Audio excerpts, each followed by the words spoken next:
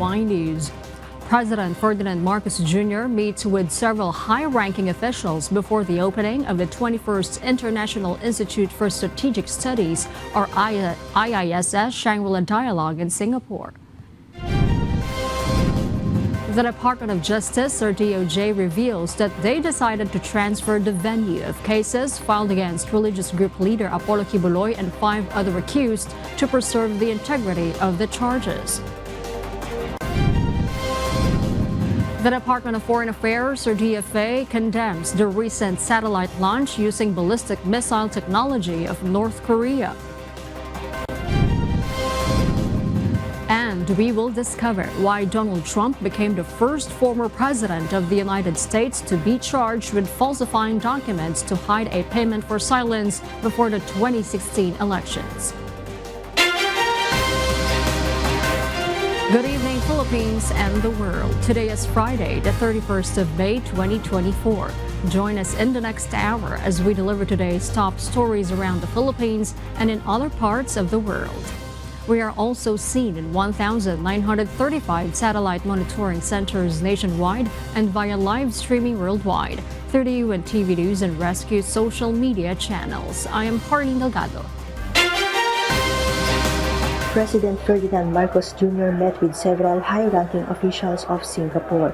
The chief executive talked with Singapore's new Prime Minister Lawrence Wong, wherein they agreed to strengthen the bilateral relations of their countries and explore new partnerships. PM Wong also made a commitment to ensure the health and well-being of Filipino workers in Singapore. He also appreciated their contributions to the Singapore economy. PBBM also met with Singapore President Tharman Shanmugaratnam. The city-state's president sees warmer diplomatic ties with the Philippines under the PBBM administration.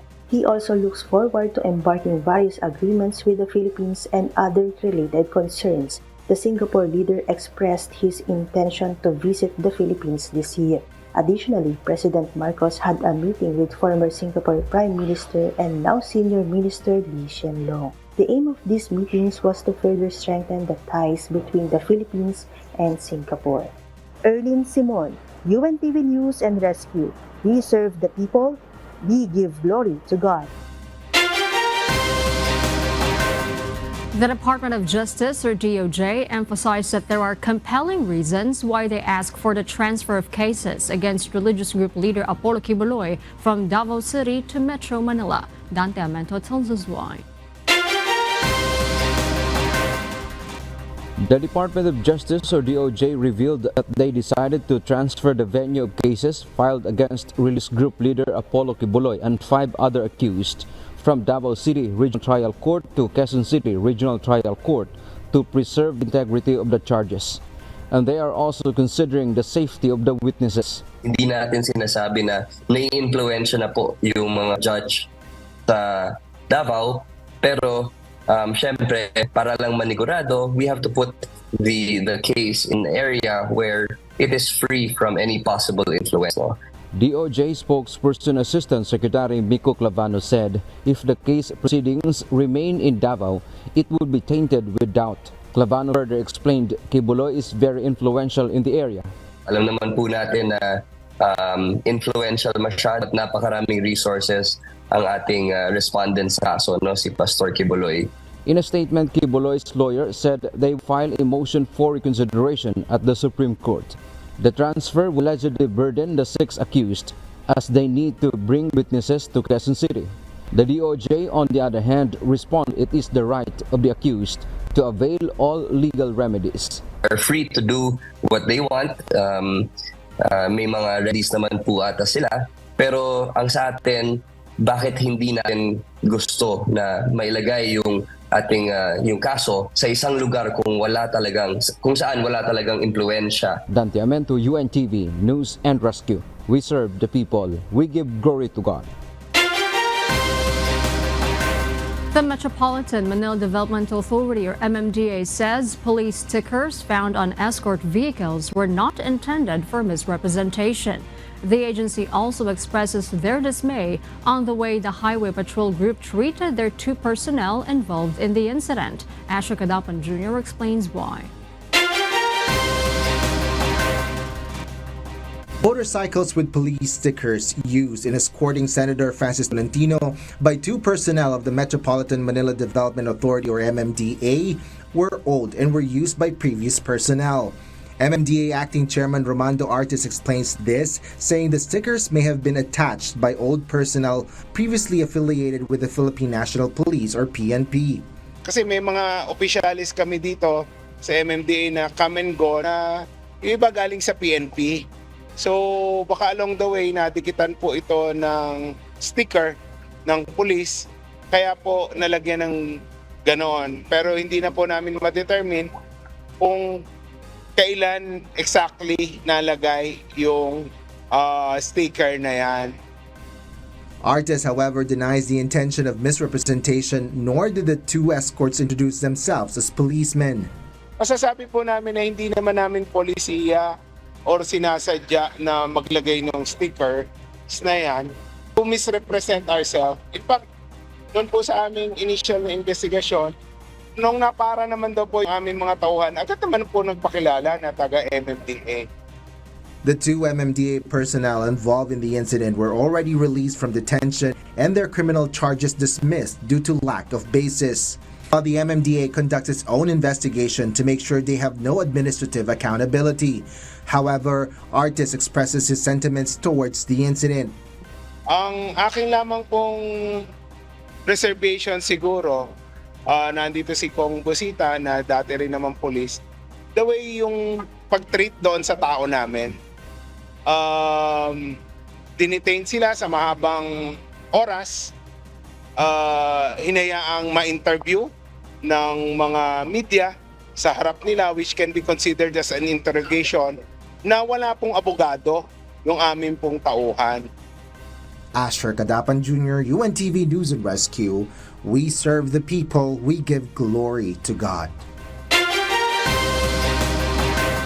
The Philippine Coast Guard or PCG continues to conduct cleanup operations in the vicinity of the leaking barge at a shipyard in Barangay Polo, New Washington, Aklan.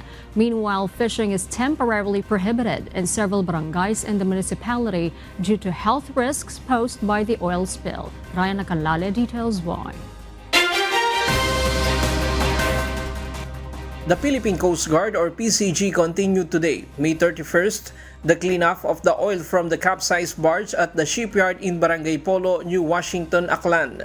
According to the PCG, they have collected more than 5,500 liters of oil mixture from the area. Bali yung collected po na oily mixtures po, bali nasa 5,550 liters na po ngayon, sir. Although a large part of the shipyard where the oil spilled has already been cleaned, the ongoing cleanup of the oil that clung to the surrounding of the barge continues. Bale, as of today po, sir, napalutang na po namin yung barge at continue na rin po yung pagpapump ng tubig sa bawat compartment ng barge. Then, ongoing na din po yung pag-flashing ng mga langis na nakadikit sa mga bato, sir.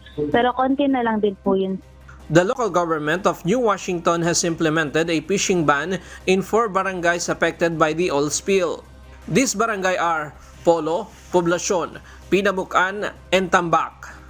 This means that catching and consuming fish and other marine resources in these areas is temporarily prohibited to ensure the safety of the residents. The DSWD of New Washington has also distributed relief packs to the affected residents. According to the PCG, they are now waiting for the results of the water sampling to determine the condition of the water in the area and whether it is still contaminated by the spilled oil. Yes po, sir, nakapag-water sampling na din po yung B-Fire. Bale, as of now po, hinihintay na din po namin yung results po ng kinuha nilang water sampling, sir. This Sunday, June 2, oil began leaking from the old capsized barge dock at a shipyard in Barangay Polo, New Washington. Ryan Lacanlale, UNTV News and Rescue. We serve the people, we give glory to God. And for the news abroad, Donald Trump became the first president of the United States to be charged with falsifying documents to hide a payment for silence before the 2016 elections. Early Briones details why. Donald Trump, former United States President, was found guilty on all 34 felony counts pronounced by the 12 jury, with 4 criminal prosecutions and others delivered after process delays. In the face of the jury's findings that Trump had falsified business documents and multiple accusations of sexual misbehavior, Michael Cohen stated that Trump had approved a $130,000 payment for hush money. Further, if he were to win, he would be prohibited from campaigning if convicted of falsifying business documents, which will cost him funding to run for office. In an unprecedented move, Juan Merchan scheduled the sentencing for July 11, just days before the Republican Party is scheduled to formally nominate Trump for president, ahead of the November 5 election. Trump, on the other hand, has pleaded not guilty in all of the charges and has discriminated Biden's Democratic supporters for harming him politically with his legal difficulties. Early Briones, UNTV News and Rescue. We serve the people, we give glory to God. Following the sudden death of President Ibrahim Raisi in a helicopter crash, Iran will start the registration of candidates for an early election in June. The country's overseeing body for elections and legislation, the Guardian Council, will vet the candidates running for the top position after the 5-day registration period. Supreme Leader Ayatollah Ali Khamenei currently heads the 12-member Guardian Council and has the final say on the state matters such as nuclear and foreign policies. Meanwhile, the presidential role involves being in charge of tackling the worsening economic crisis in Iran. The list of qualified candidates will then be published on June 11. According to state media, Saeed Jalili was the first heavyweight hardliner to register for the race. Jalili was a former chief nuclear negotiator who ran Khamenei's office for 4 years in 2001. Jalili's presidential bid in 2013 was unsuccessful, and in 2021, he withdrew to support Raisi. Interim President Mohammad Mokber have also been reported to have expressed interest. We'll share more global stories with you later. For those watching our live streaming on YouTube, please click the subscribe button you see on your screen and ring the bell for notification. You may also follow us on Facebook, Instagram, and TikTok. Metro Manila Council President, San Juan City Mayor Francis Zamora, as well as the Manila Electric Company, backed bill to get rid of spaghetti wires. A Bulacan lawmaker filed a measure to mandate all power telecommunication, cable, and internet providers to mend dangling wires. Rosalie Cos will tell us why. There are existing ordinances in the cities of Metro Manila to address the hanging and tangled cables and wires. Despite this, the wires of public utility companies for electricity, telecommunications, cable, and internet remain an eyesore on various roads in the nation's capital. Thus, Bulacan 6th District Representative Salvador Plato introduced House Bill No. 10427. This bill aims to mandate all power, telecommunication, cable, and internet providers to properly organize the installation of their wires and cables. If they fail to do so, they will face penalties. Meralco welcomes this proposed legislation.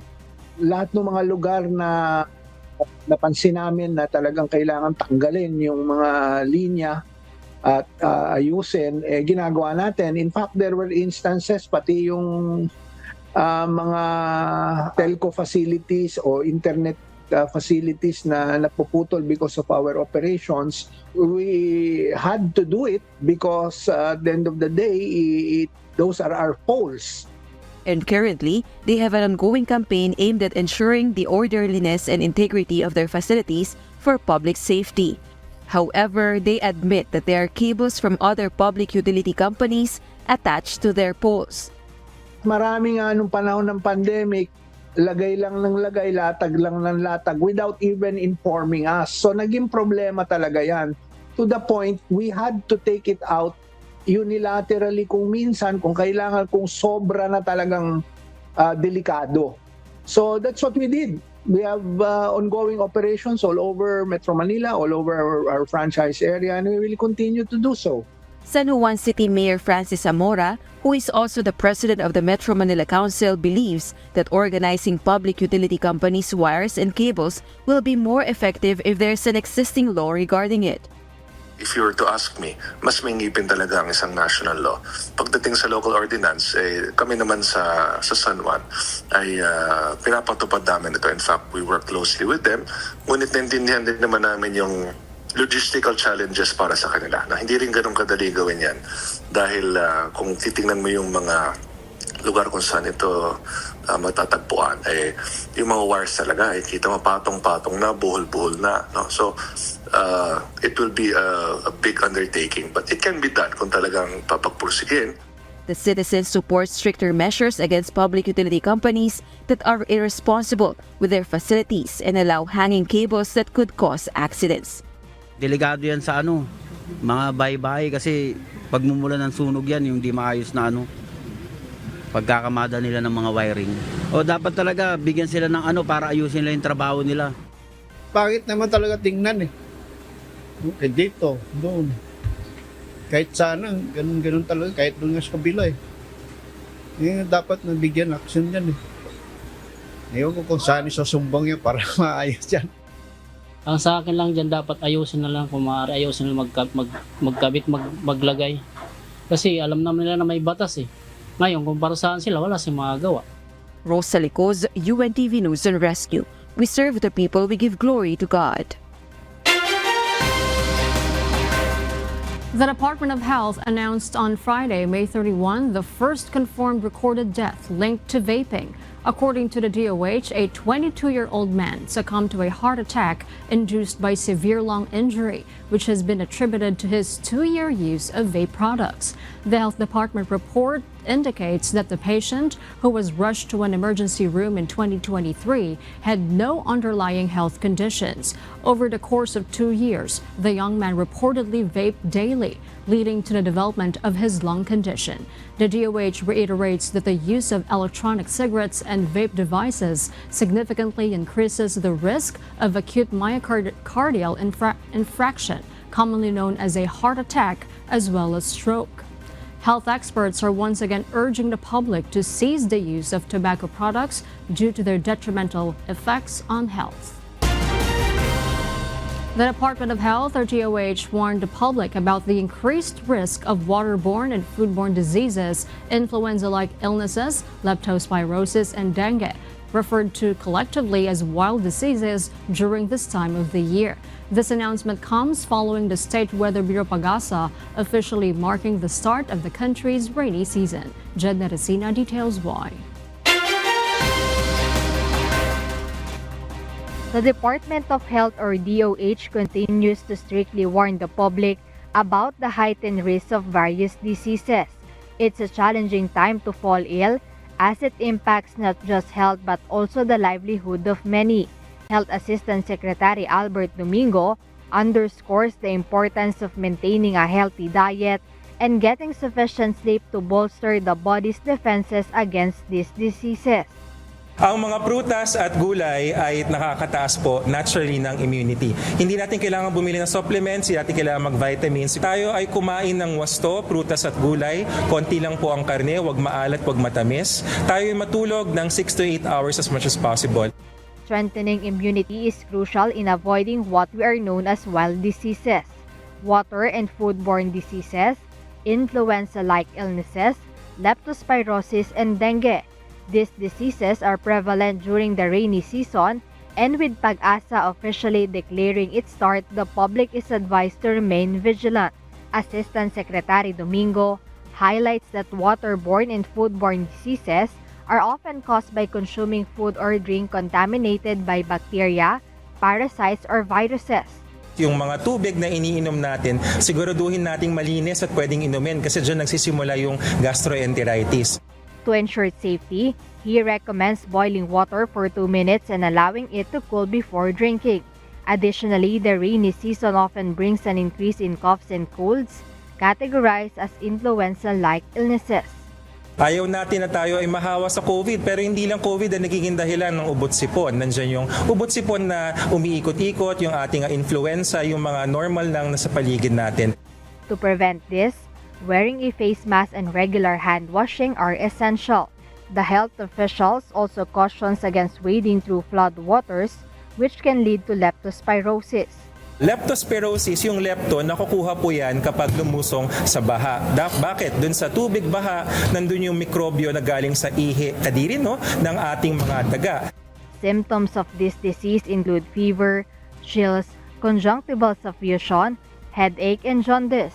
Finally, dengue remains a significant concern transmitted by mosquito bites. Assistant Secretary Domingo advises the public to wear clothing that covers the skin and use mosquito repellent lotions or spray to protect themselves from these potentially severe illnesses. Jed Neresina, UNTV News and Rescue. We serve the people. We give glory to God. The Philippines faces a significant challenge in its dairy industry as milk production declines due to the intense heat brought on by El Nino. The scorching weather has dried out grass, a primary food source for milk-producing animals. Danilo Fausto, president of the Dairy Federation of the Philippines, reports that some dairy cattle have fallen ill as a result of the extreme heat and lack of adequate forage. Currently, milk production in the country has dropped by up to 20%, while Filipinos consume 3.3 billion metric tons annually. Fausto suggests that the most viable solution to this crisis is the importation of cattle to boost milk production and meet the country's demands. Medyo apektado dahil pag mainit, siyempre hindi komportable yung mga hayop, mahirap maggatas. Mga siguro nasa 10 to 20% bumaba siya. Kinakain na silage at saka yung mga damo dahil natuyo. So yung nutrition ng kinakain ng mga hayop bumaba. So you will now be dependent sa commercial feeds which is expensive.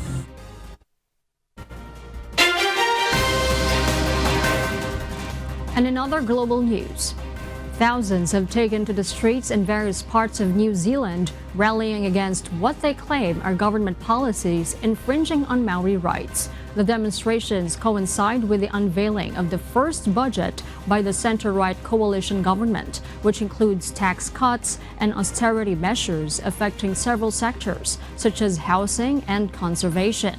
Finance Minister denies that funding for Maori programs has been reduced, insisting that the new initiatives will benefit all New Zealanders. And those are the reasons behind the news and in other parts of the globe. In other news, the Department of Foreign Affairs, or DFA, has condemned the recent satellite launch using ballistic missile technology of North Korea. In a statement, the agency says on Friday, May 31, that this move provokes tensions and undermines economic progress, peace and stability in the Korean Peninsula and the Indo-Pacific region. The DFA adds it has repeatedly urged North Korea to comply with its international obligations and to commit to constructive and peaceful dialogue with South Korea. Furthermore, the agency notes that the Philippines has consistently supported the call for North Korea's denuclearization.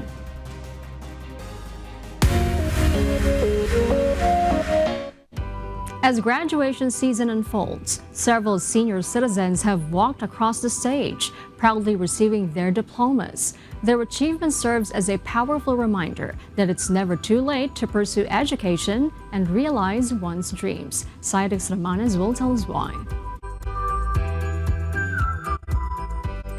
Incredible achievements of senior citizens prove that age is just a number during this graduation season. In Mate City, Davao Oriental, 62-year-old Sonia Bestes Bayagas proudly graduated from the alternative learning system. Married at 18 and a mother of 8, Lola Sonia persisted in her studies while providing for her family after her husband became disabled. Her determination has led her to earn an NC2 driving holder certification.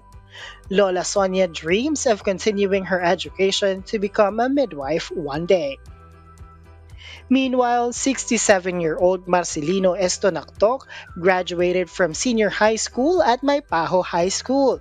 Lolo Marcelino, who works as a family driver, studied the accountancy, business, and management strand. His children shared that it had always been their father's dream to complete his education, and his graduation brought immense joy to the entire family. From Cagayan, Hilario has embraced the motto, "Age is not a hindrance in attaining education." Graduating from the alternative learning system at the Pari East National High School, Tatay Hilario is a living testament that nothing is impossible for those who strive. In Batanaclan, 74-year-old Nicolas Sukgang, affectionately known as Lolo Jao, graduated from senior high school at Napti Integrated School. Enrolled in the TVL track, Agri-Fishery Arts strand, Lolo Jao's teacher commended his daily determination to attend school despite his age. A big applause and congratulations to Lolo Jao. These stories demonstrate that neither hardship nor age can stand in the way of achieving one's educational dreams. Cyrex Limanes, UNTV News and Rescue. We serve the people, we give glory to God.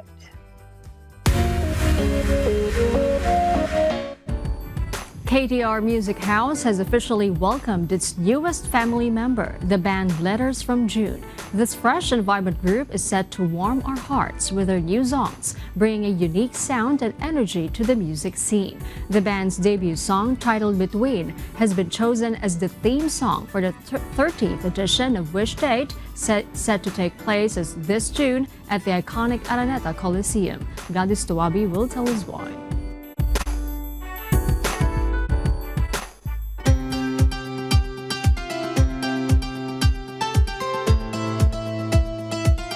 Welcome to the family, Letters from June.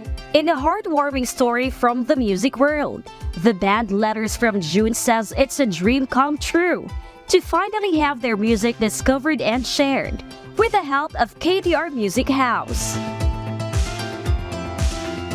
Letters from June is a band that we focus more on not really sad songs, but songs that most people can relate to when it comes to their challenges, maybe even happiness. And yeah, as a band, we're, I think, very diverse with all the emotions that we can convey with our music. The band, known for its unique blend of alternative, mellow, and cosmic sounds, is the newest pop rock sensation under the KTR banner. In a ceremonial signing held at La Verdad Christian College in Caloocan, the band expressed their immense gratitude for this big break. Performing in the Wish Bus was the biggest dream. Parang we asked ourselves po one time na, guys, what's our goal? Tapos biglang all of us agreed na Wish Bus. And then now that we're here in KTR Music House and Wish Bus is just right around the corner, parang it just feels surreal to be given the opportunity to be in where we are right now. And I think that would help us as musicians in a way that we would feel more motivated to create more inspiring and some music that would connect and that would bond people together. Kung maibabalik ang mga oras na naubos sa'yo. They shared how significant this opportunity is for them, emphasizing how thankful they are for the support from KTR Music House. But what makes this moment even more special for Letters from June is the announcement that their debut song, Between, which delves into themes of love and longing, will be the official theme song for the much-anticipated 13th edition of A Wish Date. It's a letter saying how much you appreciate and how much you view that person as your between. Pero what happens if that between that you always give and give doesn't give anything back to you? So hence the shift on the lyrics, the shift on the feel, the vibe of Between. It's not just a letter to a lover, but it's more of a story and a narrative, not just boxing yung isang isang idea na love, aspirations, and affection, but also what happens after love disappears. This grand event is set to take place on June 30 at the Araneta Coliseum, with their debut song Bituin set to be the centerpiece of such a major event. The band is thrilled and more motivated than ever. They also hope to inspire and encourage aspiring artists to keep striving and crafting music to achieve their dreams. Ngunit paano ko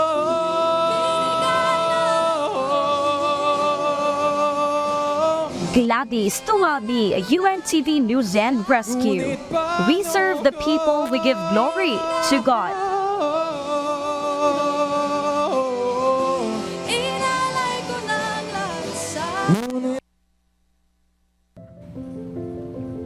Our Kasambahay, as the world faces these trying times amid the various challenges and uncertainties, we are inviting everyone to join the global prayer for humanity.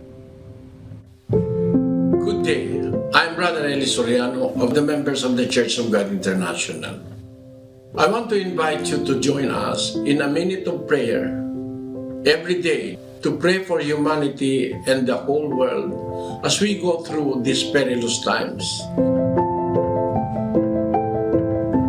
While safety measures like washing of hands and strengthening of our immune systems may help us through this horrible predicament, there is still no precaution or cure more powerful than God's mighty intervention. And we need His intervention now more than ever. It doesn't matter what religion you are in or what denomination you belong. This is an invitation for all the people around the world who cares for the future of their family, friends, loved ones, and humanity as a whole. Everybody is welcome to pray with us.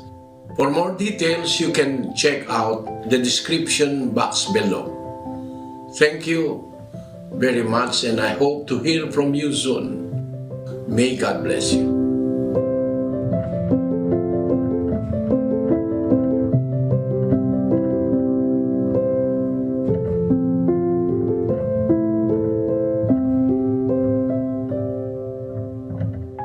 And before we close, we will leave you with a word, giving glory to God. From the book of 1 Corinthians, chapter 10, verse 13, it says, "There had no temptation taken you, but such as is common to man.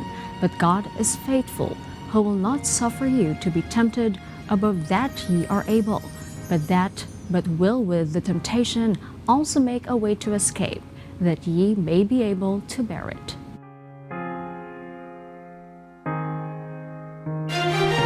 And those are the reasons behind the news, May 31, 2024. Reasons we deliver to you as they unfold. Because we need to know. We will always ask why. I'm Herlene Delgado. We serve the people. We give glory to God.